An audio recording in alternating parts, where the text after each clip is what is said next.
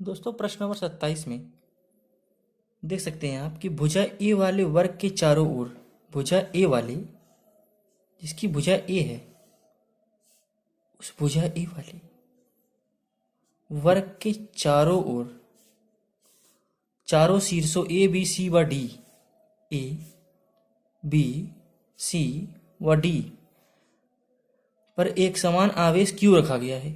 मतलब यहाँ पर भाई क्यू एक समान आवेश, तो हम प्लस मान लेते हैं, plus Q plus Q plus Q plus Q. बिंदु डी पर रखे आवेश पर लगने वाला बल ज्ञात कीजिए बोल रहा है। मतलब इस पर लगने वाला बल ज्ञात करना है हमें, तो कोई दिक्कत नहीं। तो इस पर कौन कौन बल लगा सकता है, पहले तो हमें ये देखना चाहिए। इस पर बल लगा सकते हैं mister C, mister B, mister A, यही लोग बल लगाएंगे। तो ए के द्वारा डी पर लगने वाला बल नीचे की ओर, क्योंकि प्लस है, तो प्लस हमेशा अनंत से नीचे की ओर ही बल बाहर की ओर मतलब बल लगाता है। तो ए से डी पर बल लगेगा इस तरफ, सी से डी पर बल लगेगा इस तरफ। तो अब हम क्या करते हैं कि सी के द्वारा लगाया गया बल और ए के द्वारा लगाया गया बल, इसके बीच का हम परिणामी ज्ञात कर लेते हैं पहले। क्योंकि जो इसका परिणामी होगा वही हम मान लेंगे कि जो इसके और इसके ए और सी दोनों के द्वारा लगाया गया बल उसको हम मान लेंगे, जो इनके बीच का परिणामी होगा। तो फिर बिंदु ए द्वारा लगाया गया बल, ए द्वारा डी पर लगाया गया बल, तो ए द्वारा डी पर कितना बल लगाया गया, तो हम लिखेंगे यफ बराबर 1/4 pi epsilon not. Q1 Q2 की जगह पे हम क्यू स्क्वायर लिख सकते हैं, और आर स्क्वायर मतलब जो उसकी दूरी होगी, तो ये कोई गोला तो है नहीं जो उसकी आर के त्रिज्या मानेंगे, इसीलिए इसकी भुजा है। ए का हम निकाल रहे हैं, तो ए की भुजा क्या है, ए, तो हो जाएगा ए का स्क्वायर। इसे हम मान लेंगे समीकरण नंबर 1। और हो जाएगा क्या, सी के द्वारा डी पर लगाया गया बल,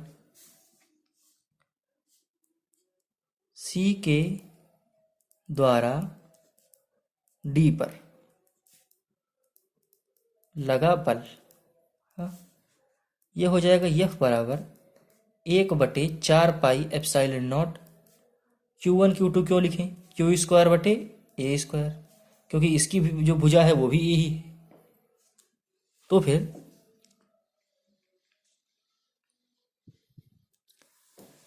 इसे हम मान लेंगे क्या, समीकरण नंबर 2। समीकरण 1 व 2 से इनका हमें परिणामी निकालना है। तो यफ, ये है F1 और ये हो गया है F2। तो यफ डैश बराबर, मतलब जो परिणामी है वो परिणामी को हम मानेंगे यफ डैश। यफ डैश बराबर अंडर रूट पाइथागोरस प्रमेय से यफ डैश का स्क्वायर, F1 का स्क्वायर प्लस F2 का स्क्वायर, लेकिन यफ स्क्वायर की जगह पे अंडर रूट F1 का स्क्वायर प्लस F2 का स्क्वायर। लेकिन F1 is equal to F2, F1 is equal to F2। आप देख सकते हैं कि जो F1 है वही सेम टू सेम F2 है, इसीलिए F1 F2 के बराबर बल लगा रहा है। ये तो बात सिद्ध हो गई एकदम। इसीलिए हम F2 के जगह पे F1 रख सकते हैं। इसीलिए F1 बराबर अंडर रूट F1 का स्क्वायर प्लस F1 का स्क्वायर, तो हो गया F डैश बराबर अंडर रूट 2F स्क्वायर। अब F1 क्यों लिखें जब दोनों F1 ही है, तो F डैश बराबर 2 तो अंदर रह जाएगा, लेकिन F का स्क्वायर है तो F हो जाएगा बाहर, F अंडर रूट 2। अब F की जगह पर हम इसका मान रख देते हैं, F डैश बराबर 1/4 pi epsilon not Q square बटे में ए स्क्वायर अंडर रूट 2। ये क्या हो गया, ये हमारा निकल गया परिणामी। इसके द्वारा और इसके द्वारा लगाया गया जो बल था उसके बीच का जो परिणामी बल था वो हमारा ये निकल करके आ गया है। अब हमें क्या ज्ञात करना है, अब हम ए के द्वारा और सी के द्वारा लगाए गए बल को हम ज्ञात कर लिए, लेकिन आप ध्यान से देखेंगे तो इस फिगर में एक बैठा हुआ है बी, ये बी भी बल लगाएगा। ये बी इसके ऊपर कुछ इस प्रकार से बल लगाएगा, लेकिन इसका जो बल होगा वो इसी के परिणामी पर चढ़ जाएगा। इसका जो बल है बी का वो इसके परिणामी पर चढ़ जाएगा करके। इसका मतलब जितना बल इसका परिणामी लगा रहा है उतना ही बल बी भी लगा रहा है। मतलब परिणामी और बी के द्वारा लगाया गया बल समान है, लेकिन दूरी आर का मान हमें यहाँ पर कुछ दूसरा रखना है। वो हम पाइथागोरस प्रमेय से निकालेंगे। तो ये क्या है, एच हाइपोटेनियस। हाइपोटेनियस बराबर, आप सुने होंगे बेस का स्क्वायर परपेंडिकुलर का स्क्वायर, पाइथागोरस प्रमेय से। तो ये हो जाएगा, स्क्वायर हटाइए, सीधा अंडर रूट ए का स्क्वायर प्लस ए का स्क्वायर हो गया अंडर रूट 2a स्क्वायर। तो यहां पर आ गया a अंडर रूट 2। ये क्या आ गई, इसकी भुजा आ गई a अंडर रूट 2। इसका जो r का मान था ये निकल गया। यहां पर देख सकते हैं, यहां पर बीपीटी से, बेसिक प्रोपोर्शनल थ्योरी से हमने इसे निकाला है। अब हम b के द्वारा लगाए गए बल को ज्ञात करेंगे। तो जैसे हम यहां पर समीकरण नंबर 1 लिए थे, a के द्वारा d पर लगाया गया बल था, वैसे ही अब हम लेंगे b के द्वारा d पर लगाया गया बल। तो यहां पर अब हम लिखेंगे b के द्वारा d पर लगाया गया बल। तो हमारा जो लगाया गया बल था वो क्या था, F बराबर 1/4 एप्सिलॉन नॉट क्यू स्क्वायर बटे में R का मान जो इसमें दिया हुआ है वो आप देख सकते हैं कि हमें जो R का मान दिया हुआ है वो दिया हुआ है a अंडर रूट 2। तो जब a अंडर रूट 2 दिया है तो हम उसे ही रखेंगे, क्योंकि जैसे इस समीकरण में a स्क्वायर था वैसे ही उसमें जो उसकी भुजा है वो a अंडर रूट 2 है। इसीलिए अब हम यहाँ पर इस फॉर्मूले में रखेंगे a अंडर रूट 2 और इसे हम मान लेंगे समीकरण नंबर 1 और इसे हम मान लेंगे समीकरण नंबर 3 और इसे हम मान लेंगे समीकरण नंबर 4। अब a और c के द्वारा लगाया गया बल तो ये है, तो b के द्वारा लगाया गया जो बल है उसे अगर हम जोड़ दें a और c के बल से तो d पर लगने वाला कुल बल हमें ज्ञात हो जाएगा। तो इसीलिए अब हम क्या करेंगे, इसे जोड़ देंगे।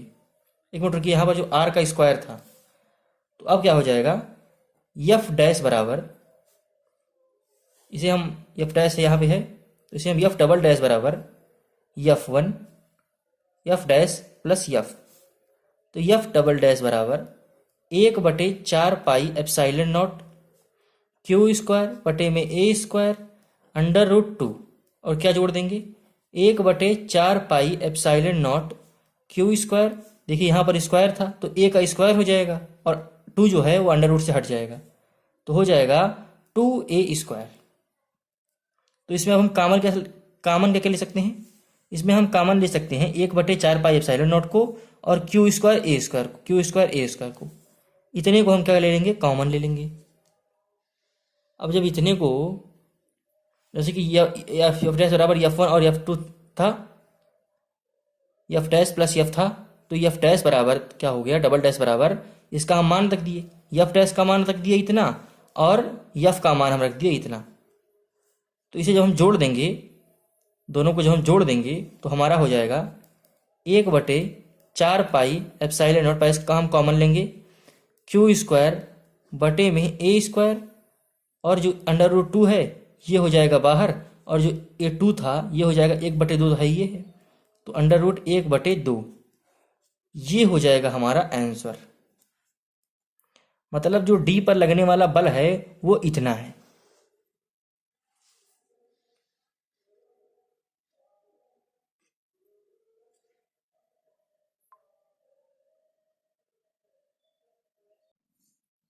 आइए दोस्तों हम प्रश्न नंबर 28 को देखते हैं। इसमें दिया हुआ है कि एक समबाहु त्रिभुज जो ए बी सी के शीर्ष ए पर, अर्थात जो त्रिभुज है वो ये है।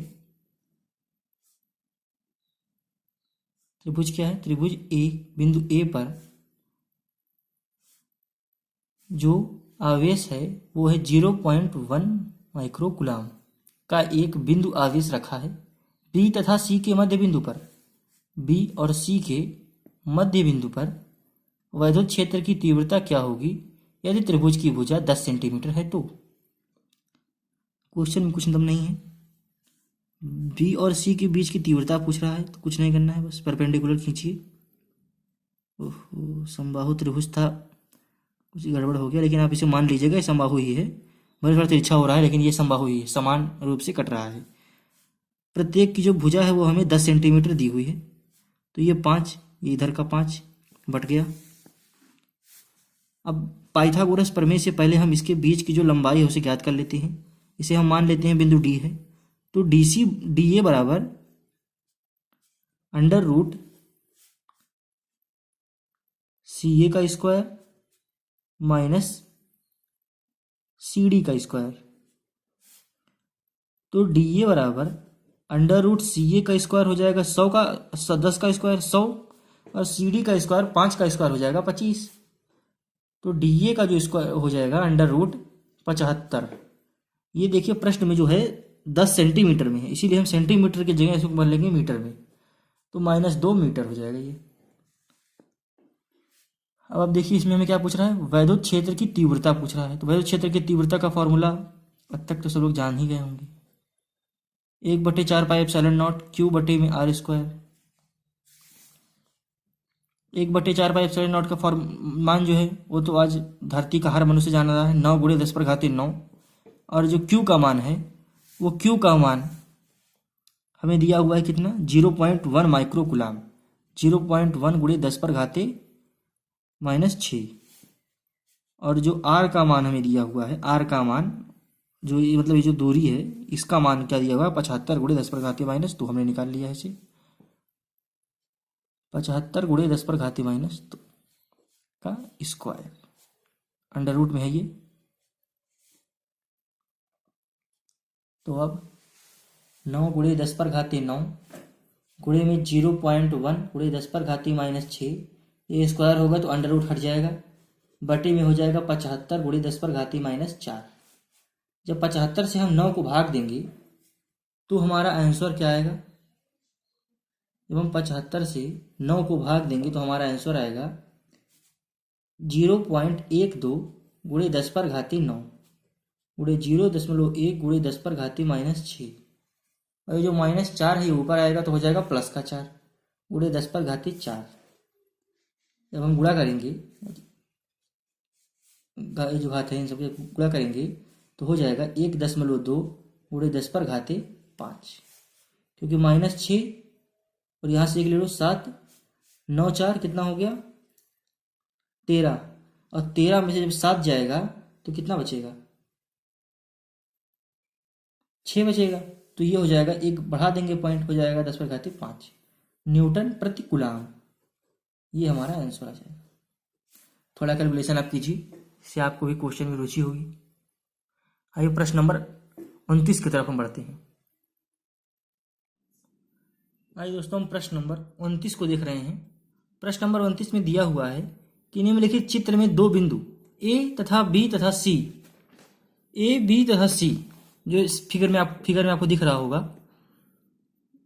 के बीच की दूरियां प्रदर्शित हैं। 3 सेंटीमीटर, 4 सेंटीमीटर, 5 सेंटीमीटर, ये आपको दिख रहा है। बिंदु ए तथा बी पर क्रमशः इतने कूलाम का आवेश है। बिंदु सी पर परिमाणीय वैद्युत क्षेत्र की तीव्रता ज्ञात कीजिए। इस क्वेश्चन में केवल इतना कह रहा है कि इस पर जो बल लग रहा है ए और बी के द्वारा, यही ज्ञात कीजिए।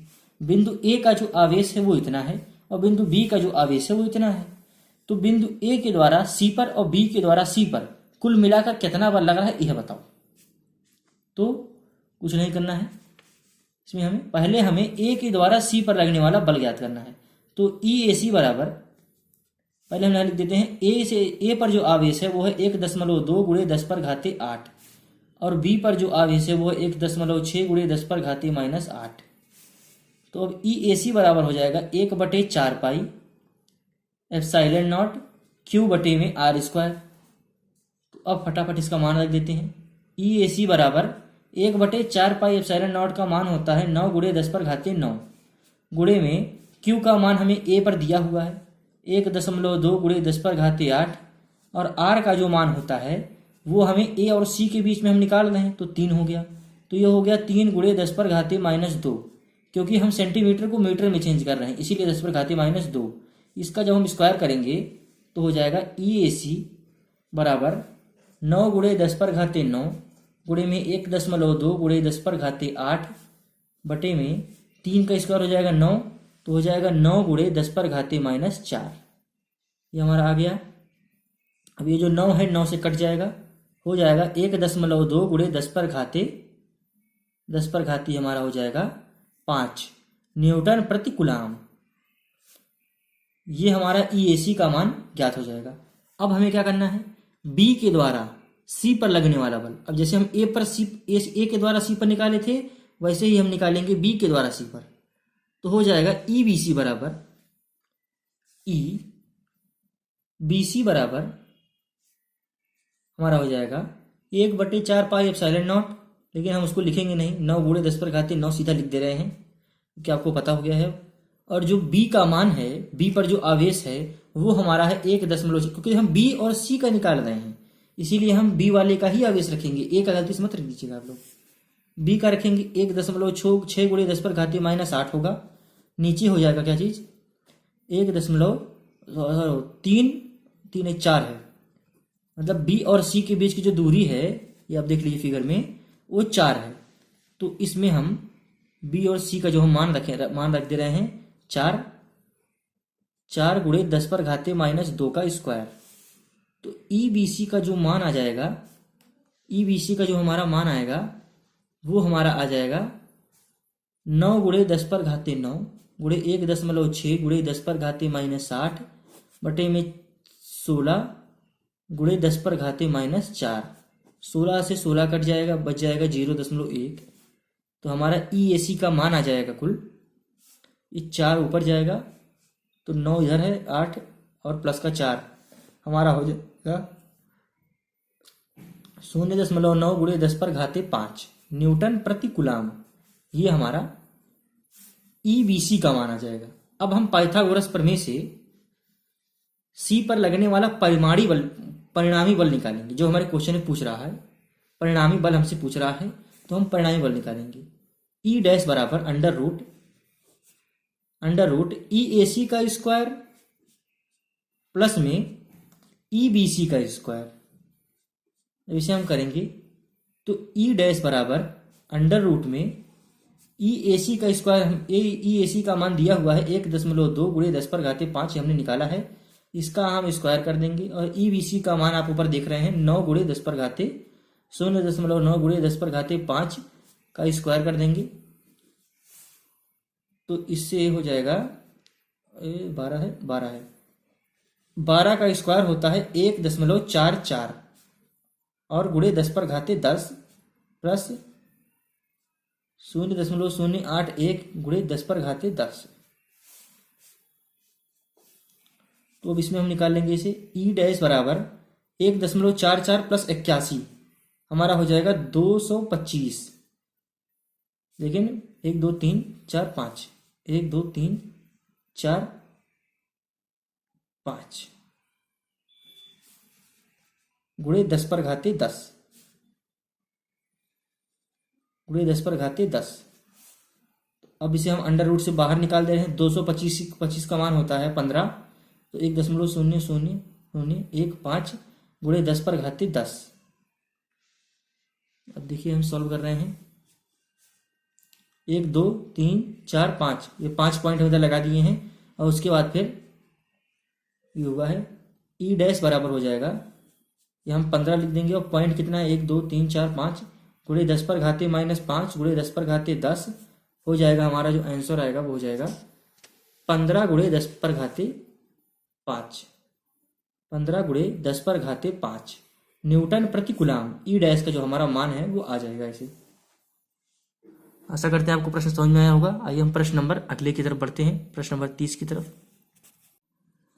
आइए दोस्तों हम प्रश्न नंबर 30 को देखते हैं। इसमें दिया हुआ है कि निम्न चित्र में, इस चित्र में ए सेमी भुजा वाले वर्ग के चारों कोने पर, ए सेमी भुजा वाले वर्ग के चारों कोनों पर 4 आवेश रखे गए हैं, जैसे -2q प्लस 2q और -q। ये 4 आवेश रखे गए हैं। वर्ग के केंद्र O पर विद्युत क्षेत्र का परिणामी व दिशा ज्ञात कीजिए। तो हमसे क्या पूछ रहा है कि जो बिंदु O है इस पर वैद्युत क्षेत्र द्वारा कितना बल लग रहा है, यही हमसे पूछ रहा है। तो कोई दिक्कत नहीं है।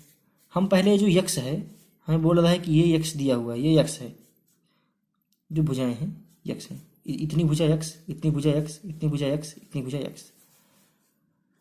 पहले हम यक्स का मान ही याद कर लेते हैं। या पहले बार देख लीजिए, O पर D के द्वारा, D है +2q, ये q। मान लीजिए यहाँ पर एक कण रखा हुआ है, यहाँ से आवेश, यहाँ पे आवेश, यहाँ पे आवेश, यहाँ पे आवेश, और बीच में एक कण रखा है। अब उसका क्या हाल होगा वो तो आप ही जान रहे हैं, लेकिन एक कण रखा हुआ है +2q, इसके ऊपर बल लगा रहा है। यहाँ +q है, +2q ज़्यादा है, इसीलिए इसके ऊपर इस तरफ बल लगाएगा। और यहाँ -q है और यहाँ -2q है, प्रतिकर्षण बल ही लगेगा दोनों में भी, लेकिन ये कम है, ये ज़्यादा है, -2q है। तो ये जो है इसके ऊपर ऐसे बल लगाएगा, तो इसके बीच में ये एक परिणामी बल हमें मिलेगा। यही परिणामी बल हमें ज्ञात करना है, बस इतना ही प्रश्न है। यह परिणामी बल आप यहाँ से भी ले सकते हैं, लेकिन हम इतना लेते हैं, इस तरफ परिणामी बल, इस इतने का हम परिणामी बल निकालेंगे कि जो 2q है इसके द्वारा इस पर लगने वाला बल और +2q का q पर लगने वाला बल, मतलब इस बिंदु पर लगने वाला बल आप बोलिए या q पर लगने वाला बल बोलिए, प्रतिकर्षण बल, ये बल हमें ज्ञात करना है। तो इन दोनों के बलों के बीच का परिणामी बल हमें ज्ञात करना है। तो पहले हम ये x का मान ज्ञात कर लेते हैं। तो x का मान अब हमें ज्ञात करना है, तो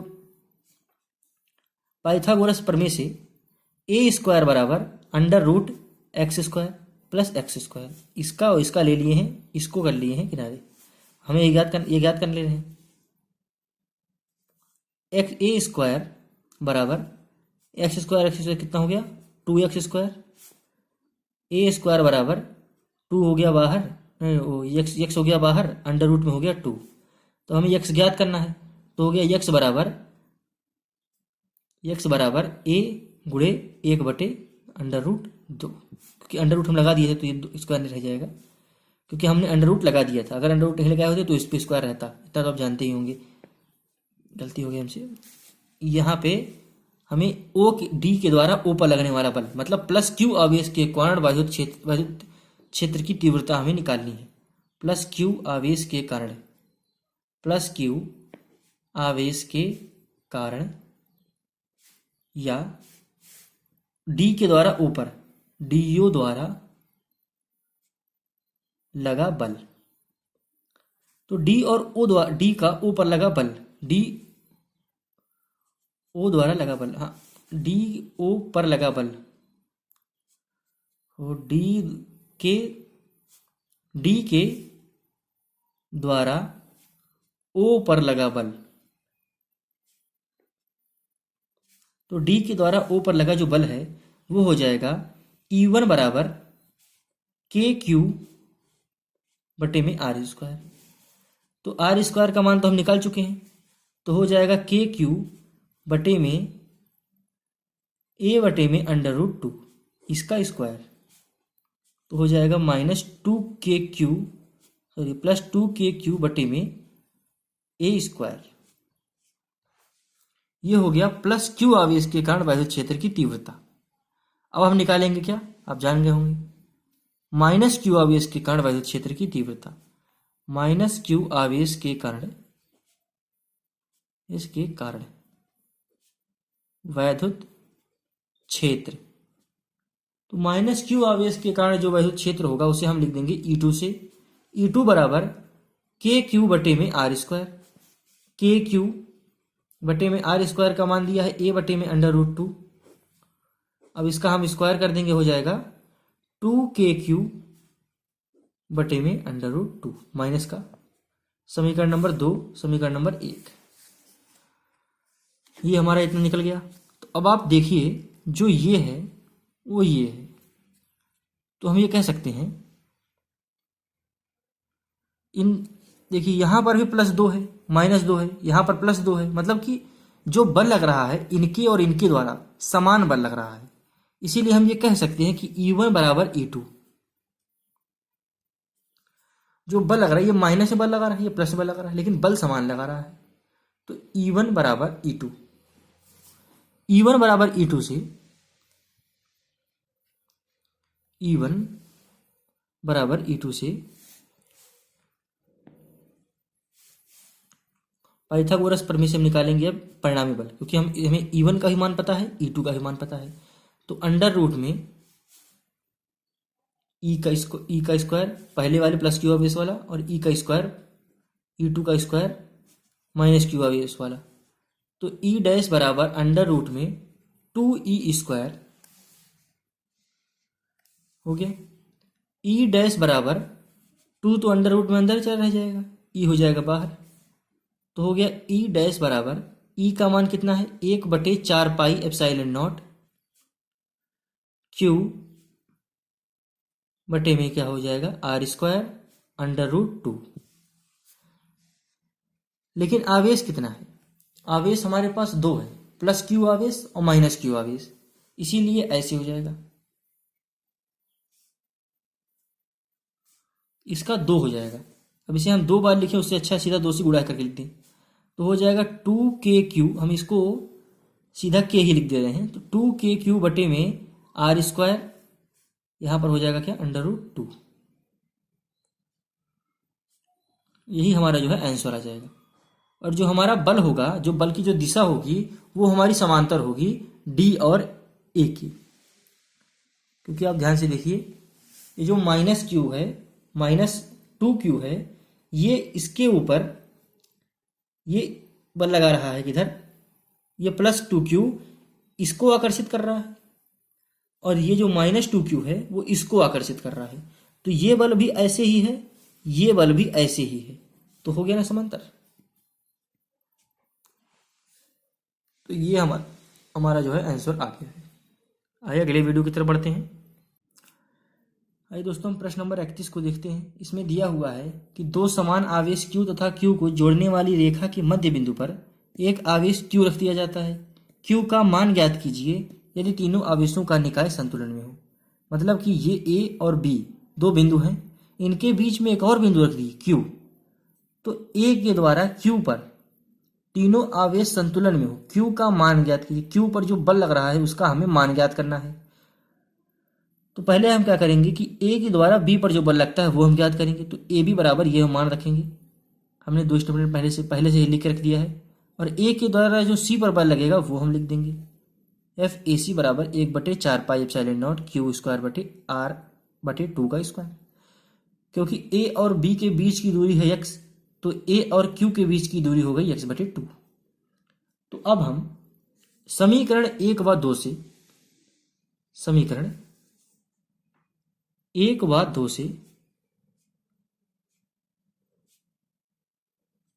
FAC जो है समीकरण 1 व 2 को जोड़ने पर 1/4 pi epsilon not Q square बटे में R स्क्वायर प्लस कर दीजिए 1/4 पाई एप्सिलॉन नॉट क्या चीज Q बटे में R/2 का होल स्क्वायर।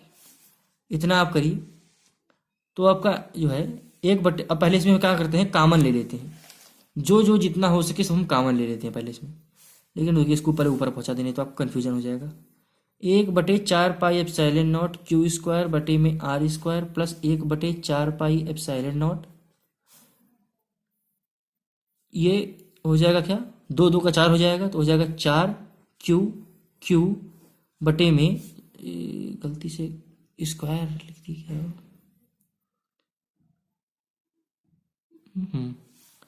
सही है 4Q स्क्वायर, सही है 4Q स्क्वायर बटे में नीचे हो गया R स्क्वायर। तो फिर अब इसमें हम कॉमन ले लेते हैं 1/4 पाई एप्सिलॉन नॉट Q बटे में R स्क्वायर हमने कॉमन ले लिया, तो हमारे पास क्या बचा Q प्लस 4Q।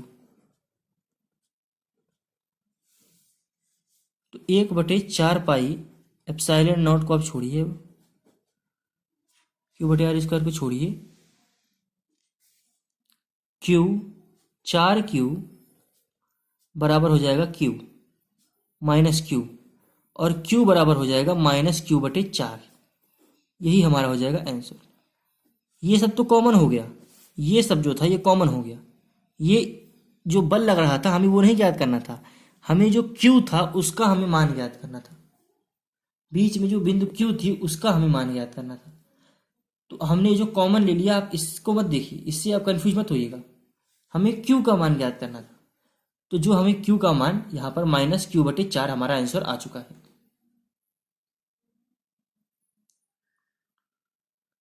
हमें आवेश ज्ञात करना था, तो हमने आवेश का ही मानों को रख करके यहाँ पर इसका आंसर निकाल दिया है। आशा करते हैं कि आप क्वेश्चन समझ में आया होगा। इस क्वेश्चन को आप 1-2 बार लगाएंगे तो आपको बढ़िया समझ में आ जाएगा। आइए दोस्तों, हम प्रश्न नंबर 32 को देखते हैं। इसमें दिया हुआ है कि 3 माइक्रो कूलाम के किसी बिंदु आवेश से 2 मीटर की दूरी पर, मतलब कि 3 माइक्रो कूलाम के किसी बिंदु से, इस बिंदु से 2 मीटर की दूरी पर, ये हो गया 2 मीटर की दूरी पर, -2 माइक्रो कूलाम का, ये +3 था माइक्रो कूलाम, यहाँ पर -2 माइक्रो कूलाम का बिंदु आवेश वायु में रखा हुआ, ये वायु है, यहाँ पर -2 माइक्रो कूलाम का एक बिंदु आवेश रखा हुआ है। इन दोनों आवेशों से 1 मीटर की दूरी पर, यहाँ से 1 मीटर की दूरी पर, बीच में दूरी पर स्थित बिंदु पर वैद्युत क्षेत्र की तीव्रता, मतलब यहाँ पर इस तरफ, यहाँ पर 1 मीटर की दूरी पर इस तरफ हमें वैद्युत क्षेत्र की तीव्रता ज्ञात करनी है। बिंदु आवेश में रखा है, आवेश से 1 मीटर की दूरी पर स्थित बिंदु पर, मतलब यहाँ पर भी एक बिंदु है, इस बिंदु पर हमें इसके द्वारा और इसके द्वारा लगाया गया बल हमें ज्ञात करना है। तो बहुत ही आसान क्वेश्चन है, इसमें कोई दिक्कत नहीं होना चाहिए। तो इसे हम मान लेते हैं ए, इसे मान लेते हैं बी, इसे मान लेते हैं सी। इसके बीच की दूरी 1 सेंटीमीटर, 1 यहाँ हम पहले क्या करेंगे, E1 का मान निकालेंगे। E1 का मान कैसे, ए और ए बिंदु, ए और इसे मान लेते हैं, इसे हम क्या माने, बी माने हैं, तो इसे ए और बी के बीच की दूरी ए बी, मतलब E1 बराबर 1/4 पाई एप्सिलॉन नॉट Q/r²। तो E1 का मान हमें कितना दे दिया है, नहीं दिया है, ज्ञात कर रहे हैं। 1/4 पाई एप्सिलॉन नॉट का मान 9 × 10⁻9। Q का मान कितना दिया है, 3 × 10⁻−6, क्योंकि माइक्रो कूलाम है। r² का मान हमें कितना दिया हुआ है, 1 दिया हुआ है, क्योंकि ये देखिए दूरी ए और बी का हम निकाल रहे हैं तो दूरी 1 ही है, तो 1 का स्क्वायर कर देंगे। तो जब हम 1 का स्क्वायर कर देंगे तो हो जाएगा 9 3 27, हो जाएगा 27 × 10⁻3 न्यूटन प्रति कूलाम। अब हम निकालेंगे E2 का। E2 बराबर क्या होगा, E2 बराबर वही होगा 9 × 10⁻9। E2 मतलब बी और सी के बीच का, बी और सी के बीच की जो वो है वैद्युत क्षेत्र की जो तीव्रता है वो हमें याद करनी है। तो यहाँ पर हम Q का मान हमें इस पर कितना दिया है, 2 × 10⁻−6 बटे में क्या है, r² का मान, इसके बीच की दूरी कितना, 1 सेंटीमीटर, 1 का क्या है, स्क्वायर, 9 दूनी 18 × 10⁻3 न्यूटन प्रति कूलाम। अब आप लोग तो जान ही रहे हो क्या करना क्या है, इस पर और इस पर, इन दोनों के बीच में है, तो इनका और इसका दोनों का जो वैद्युत क्षेत्र का जो तीव्रता है उसे हम जोड़ देंगे, तो जो आएगा वो हमारा ये परिणामी हो जाएगा। ये एक प्रकार से हम परिणामी ही निकाल रहे हैं। तो E' बराबर E1 + E2, E1 + E2, तो E' बराबर हो जाएगा, E1 का मान कितना है, 27 × 10⁻3 प्लस E2 का मान कितना है, 18 × 10⁻3, इसे आप जोड़ देंगे कितना हो जाएगा, 45 × 10⁻3। तो यहाँ हम लिख देंगे 4.5 × 10⁻3 न्यूटन प्रति कूलाम। ये हमारा जो है उस Q पर, वो जो हम Q बिंदु बी बिंदु माने थे, उस बी बिंदु पर जो वैद्युत क्षेत्र की जो तीव्रता होगी वो होगी 4.5 × 10⁻3 न्यूटन। ये हमारा क्या निकल गया, परिणाम, मतलब जो मान बोल रहा था वो मान भले ही बोला है लेकिन निकलवा हमसे रहा था परिणामी ही, इसके और इसके बीच की परिणामी ही निकलवा रहा था, लेकिन जो भी है मान ये हमारा आ गया 4.5 × 10⁻3। और हमसे पूछ रहा था क्या चीज, दिशा। तो दिशा जो हमारा होगा वो इस -2 माइक्रो कूलाम की तरफ होगा। क्यों होगा, क्योंकि जो प्लस है ये -2 कूलाम को ही खींचेगा, तो ये इसी की तरफ होगा, ये कम है इसीलिए, तो दिशा हो जाएगी -2 माइक्रो कूलाम की तरफ। ठीक है,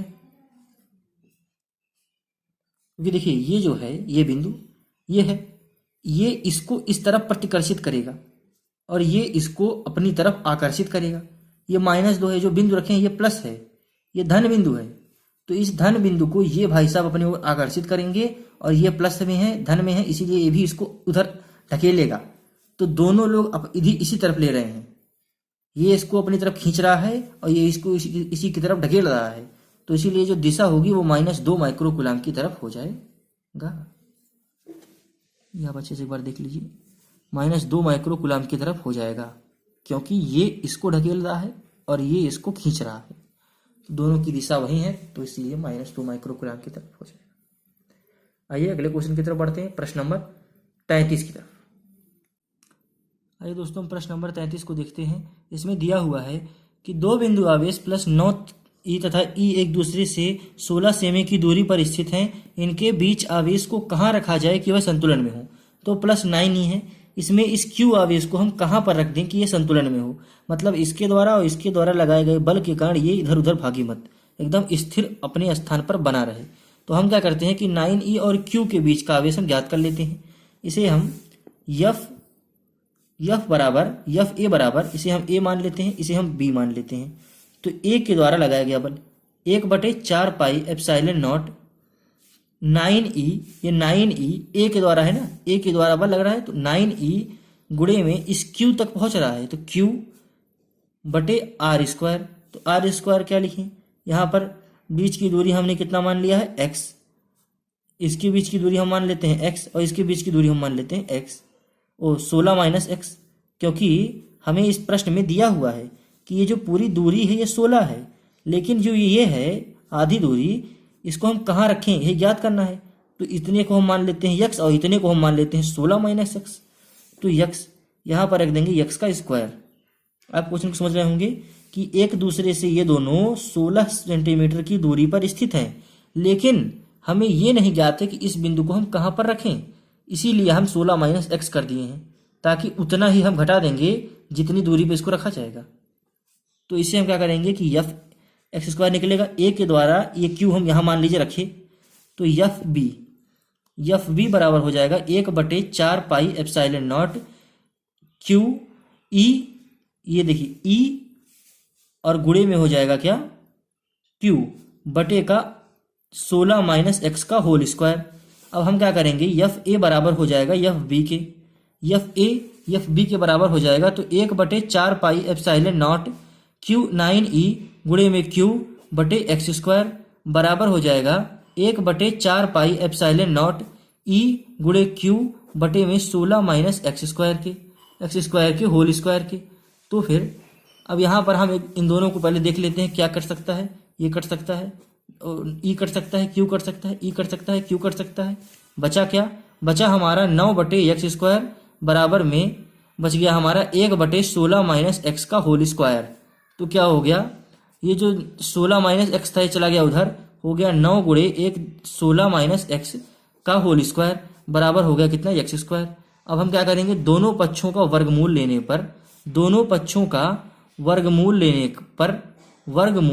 लेने पर हमारा हो जाएगा 3, ये 16 जो था, ये जो स्क्वायर है ये हट जाएगा, बचेगा 16 - x केवल, और यहाँ पर जो x था x हो जाएगा, x बराबर हो जाएगा 3 हो जाएगा 48 - 3x। तो जो 3x है वो भाग आएगा इस तरफ, तो हो जाएगा 3 + x, 4x बराबर 48, तो हो जाएगा x बराबर हो जाएगा 48/4, मतलब जो हमारे x का मान है वो आ जाएगा 12 सेंटीमीटर।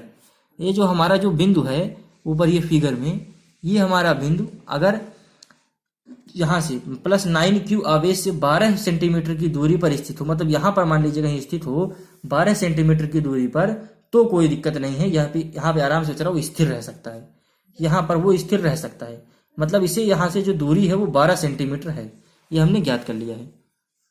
और जो हमारी दिशा होगी वो हमारा +9q से e की ओर होगी। Thank you.